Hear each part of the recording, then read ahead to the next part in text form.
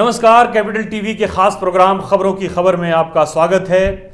महाराष्ट्र में उद्धव ठाकरे, कांग्रेस और एनसीपी की सरकार जो बनी थी, महाआघाड़ी की सरकार, उसके बाद वहां की राजनीति में एक रिक्ति पैदा हुई थी, एक वैक्यूम क्रिएट हुआ था, खासतौर पर भारतीय जनता पार्टी का जो गठबंधन था उसकी तरफ से। शिवसेना जो आमतौर पर पिछले 40 साल से भारतीय जनता पार्टी के साथ महाराष्ट्र में गठबंधन में थी और एक बैक उसने ये गठबंधन तोड़कर और उद्धव ठाकरे जो है चीफ मिनिस्टर बन गए और कांग्रेस और एनसीपी ने उसको समर्थन दे दिया और तीनों दल आपस में मिलकर उन्होंने सरकार का गठन कर लिया। इसकी वजह से भारतीय जनता पार्टी के साथ जो गठबंधन था, जिसको एक स्पष्ट बहुमत मिली हुई थी, वो उसमें एक पार्टनर की जो जगह जो थी वो खाली हो गई। इस जगह को भरने के लिए महाराष्ट्र नवनिर्माण सेना के राज ठाकरे, जो पिछले जो 2006 में शिवसेना से अलग होने के बाद एक तरह से लगातार उनको इलेक्टोरल ड्रबिंग जो है होती रही, लगातार वो चुनाव हारते रहे। पहले चुनाव में उनको 2009 में जो विधानसभा का चुनाव लड़ा था उसमें उनको एक अच्छा खासा एक सपोर्ट मिला था, लेकिन धीरे धीरे वो सपोर्ट कम से कम होता चला गया। यहाँ तक कि जो स्थानीय निकाय के चुनाव हैं उसमें भी उनका प्रदर्शन कोई खास नहीं रहा। कार्यकर्ताओं की तरफ से उनको ये कहा जाने लगा कि आप कोई एक गठबंधन चुन लीजिए, या तो शिवसेना में पार्टी का विलय कर दीजिए या फिर एनडीए या यूपीए का हिस्सा बन जाइए। लेकिन अब जो है उद्धव ठाकरे ने जो पिछले वर्ष जो चुनाव हुए थे, विधानसभा के चुनाव, उसमें उन्होंने जो शिवसेना के साथ जो अपना गठबंधन तोड़कर उद्धव ठाकरे के लिए, राज ठाकरे के लिए एक मौका दे दिया है अपने आप को रीइन्वेंट करने के लिए, अपने आप को दोबारा से महाराष्ट्र की राजनीति में स्थापित करने के लिए। राज ठाकरे इस मौके को भुनाने का कोई भी मौका हाथ से जाने नहीं दे रहे हैं। वो कोशिश कर रहे हैं, वो हर चीज को कर रहे हैं जो पिछली बार उन्होंने जो गलतियां दोहराई थी उस गलती से बचने की कोशिश कर रहे हैं। उनके कार्यकर्ता जो है वो ग्रास रूट लेवल पे अपने कार्यकर्ता तैयार करने में लगे हुए हैं। सबसे पहले तो उन्होंने जो अपनी शिवसेना से जो एक मराठी मानुस की जो एक उसके ऊपर जो तमगा लगा हुआ था, उस तमगे को छीनने की कोशिश की। सबसे पहले उन्होंने अपने झंडे का रंग भगवा किया। इसके बाद उन्होंने शिवाजी का जो मोहर था वो मोहर को अपनाया। फिर सावरकर की तस्वीर लेकर वो अपने स्टेज पर आए। इसके अलावा वो ये भी दिखाना नहीं भूले कि उनकी और बाला साहब ठाकरे जो है उनकी छवि जो है एक जैसी है। एक तस्वीर बड़ा वायरल हुआ था सोशल मीडिया के ऊपर, उनके ट्विटर के ऊपर भी ये तस्वीर थी जिसमें ये दिखाया गया था कि दोनों नेता जो हैं, एक ही तेवर हैं और एक ही कद काठी है और एक ही शैली है और एक ही लक्ष्य है दोनों नेताओं का। ये लेगेसी जो है शिवसेना की, वो उद्धव ठाकरे से हथियाने की पूरी फिराक में लग गए। भारतीय जनता पार्टी को भी महाराष्ट्र के अंदर शिवसेना के चले जाने के बाद एक साथी की जरूरत है और वो साथी उन्हें राज ठाकरे के रूप में मिलता हुआ दिखा। और शिवसेना, भारतीय जनता पार्टी ने भी राज ठाकरे को काफी प्रोत्साहित किया, उनके कार्यक्रमों में काफी मदद की। और इसके अलावा जो भारतीय जनता पार्टी के महाराष्ट्र इकाई के नेता थे वो भी लगातार राज ठाकरे के संपर्क में रहे। वो ग्रास रूट लेवल पे सावरकर के जन्मदिन के अवसर पे और भी बहुत सारे जो कार्यक्रम होते हैं वो सांस्कृतिक कार्यक्रम कर रहे हैं। इसके अलावा एक बड़ी बात जो हुई वो ये हुई कि उद्धव ठाकरे ने नागरिकता कानून को लेकर केंद्र सरकार को घेरने की कोशिश की।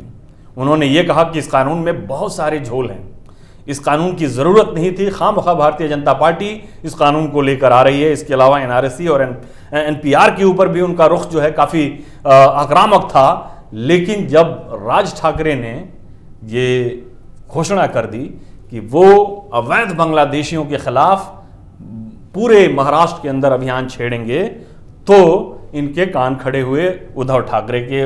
राज ठाकरे ने न सिर्फ बांग्लादेशियों को निकालने की बात कही, बल्कि उन्होंने यहां तक कह दिया कि जो भी पार्टी का कार्यकर्ता या जो भी शख्स जो है किसी अवैध बांग्लादेशी को पकड़ कर लाएगा उसको इनाम दिया जाएगा। 5,000 रुपए का इनाम उन्होंने ये अपनी तरफ से घोषित कर दी। उसके बाद जो है उद्धव ठाकरे होश में आए और उन्होंने कहा कि हर बांग्लादेशी और पाकिस्तानी को भारत से निकाल कर फेंक देना चाहिए। सीए कानून जो है उसमें किसी की नागरिकता नहीं जा रही है, इसलिए उसका कोई मतलब उसमें कोई किसी को दिक्कत नहीं होनी चाहिए। उसके बाद प्रधानमंत्री से भी मिले, प्रधानमंत्री से मिलने के बाद सोनिया गांधी से मिले।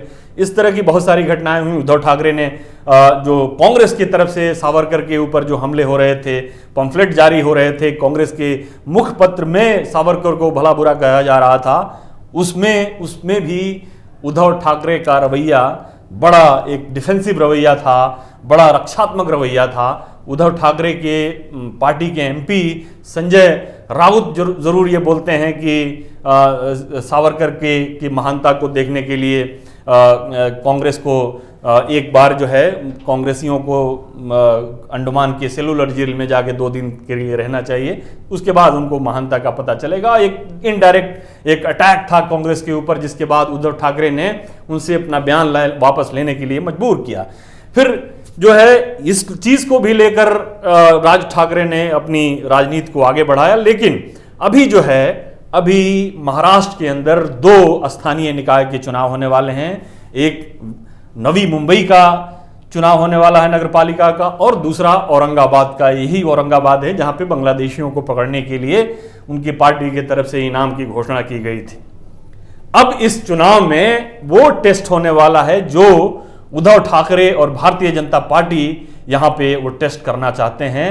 वो कॉम्बिनेशन, वो जो चीज जो भारतीय जनता पार्टी और शिवसेना ने जो एक इकट्ठा करके रखी हुई थी, उसको टेस्ट करने का मौका है।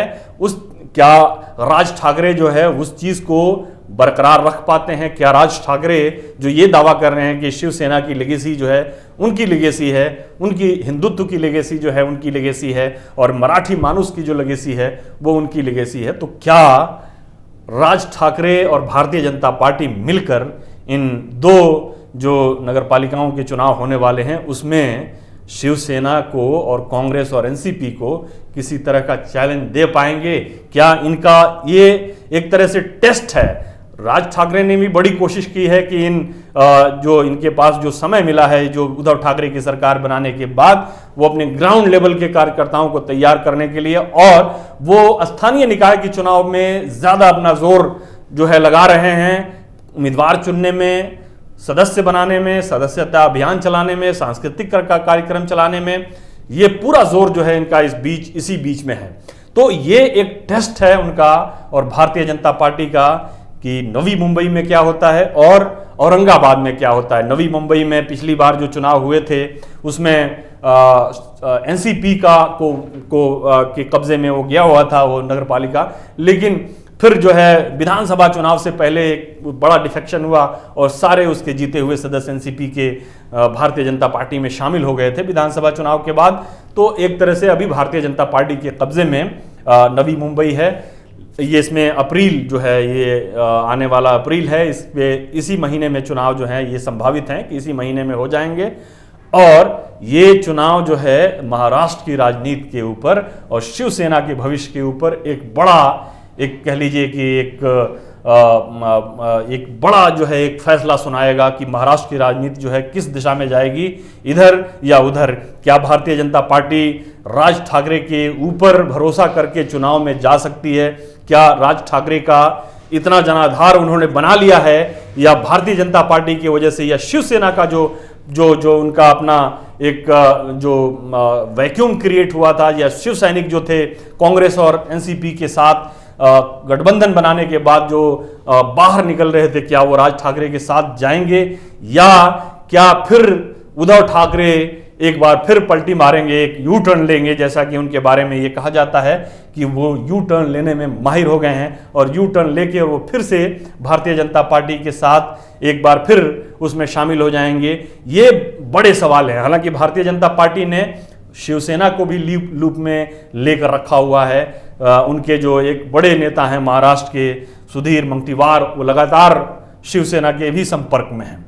खासतौर पर जब उनके ऊपर एनपीआर और मुस्लिम आरक्षण को लेकर एक पूरा हमला हुआ कांग्रेस और एनसीपी की तरफ से, उसमें मुंगटीवार ने उनको ये कह दिया कि अगर शिवसेना जो है वापस आना चाहे एनडीए में तो उनको वापसी का भी एक पूरा स्कोप है और उसमें किसी भी तरह की कोई परेशानी उनको नहीं होगी, ये कहा गया है। लेकिन जो सबसे बड़ा सवाल इसमें यह है, अभी भारतीय जनता पार्टी हालांकि अभी शिवसेना के ऊपर आक्रामक है, खासतौर पर जब उद्धव ठाकरे अयोध्या गए थे और उन्होंने ये कहा था कि हिंदुत्व पर किसी एक पार्टी का कोई एकाधिकार नहीं है। ये बहुत सारे ऐसे संगठन हैं, बहुत सारे ऐसे दल हैं जो हिंदुत्व को लेकर आगे बढ़े हैं, उसमें शिवसेना भी है और शिवसेना ने कभी हिंदुत्व को नहीं छोड़ा है। तो इसके ऊपर भारतीय जनता पार्टी की तरफ से ये उसके ऊपर आरोप लगे कि अगर आप जो है हिंदुत्व को नहीं छोड़े हैं तो कम से कम अपना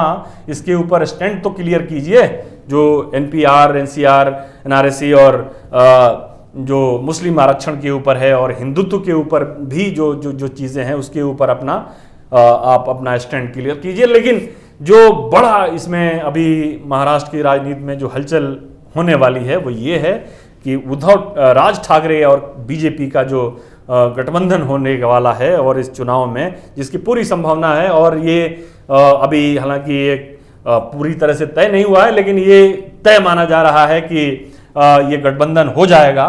तो इस गठबंधन से ये पता चलेगा कि महाराष्ट्र में राज ठाकरे क्या अपने आप को एक दूसरी पारी जो है वो शुरू कर पाएंगे और क्या वो अपने आप को उसी तरह से स्थापित कर पाएंगे जिस तरह से शिवसेना ने स्थापित किया। क्या शिवसेना को अपदस्थ कर पाएंगे, शिवसेना को हटा पाएंगे महाराष्ट्र की राजनीति से, या शिवसेना फिर भारतीय जनता पार्टी की तरफ से आएगी। ये कुछ दिनों में ये पता चल जाएगा, खासतौर पे चुनाव के बाद ये पता चल जाएगा। फिलहाल के लिए इतना ही, इजाजत दीजिए, नमस्कार। अगर आपको हमारा वीडियो पसंद आया हो तो इसे लाइक करें, हमारे चैनल को सब्सक्राइब करें और हाँ, बेल आइकन दबाना ना भूलें ताकि आप तक हमारे वीडियो की नोटिफिकेशन पहुंचती रहे। आप अपना सुझाव हमें कमेंट बॉक्स में दे सकते हैं। हमारे साथ जुड़ने के लिए शुक्रिया।